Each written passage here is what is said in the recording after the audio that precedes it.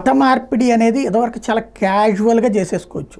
ఓ pastor దగ్గరికి వెళ్ళిపోతే ఆ పాస్టర్ మీరు మతం మారేశారని చెప్పి ప్రార్థన చేయించేసి సప్రసాదం నోట్లో పెట్టేస్తే మతం మారిపోయినట్టే. అక్కడ రికార్డుల్లో మతం మారినట్టు రాస్తారు, పేరు మార్చేసి రాస్తారు. అదే సందర్భంలో ముస్లిమ్స్కి సంబంధించి కూడా ముల్లా దగ్గరికి వెళ్తే మతం మార్చేది ఉంటుంది.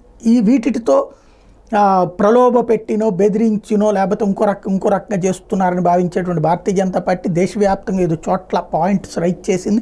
ఫైనల్గా వాళ్ళ పాలిత రాష్ట్రాల్లో మత మార్పిడి నిరోధక చట్టాలు తీసుకొస్తున్నారు. ఎవరైనా సరే మతం మార్చుకోదలుచుకుంటే ముందుగా సంబంధిత అధికారులకు దరఖాస్తు చేసుకోవాలి. ఆ తర్వాత వాళ్ళు కౌన్సిలింగ్ చేసి ఆ తర్వాత కూడా మేము మతం మారుతామంటే అప్పుడు ఓకే. అలా కాకుండా కనుక అయితే కనుక అంటే ఇందులో డబ్బులు ఉండకూడదు, లేకపోతే పెళ్లి పేరుతో మత మార్పిడి జరగకూడదు, ఇట్లాంటిది కొన్ని నిబంధనలు పెట్టుకుని తీసుకొచ్చారు. దానికి జైలు శిక్షలు కూడా పెట్టారు.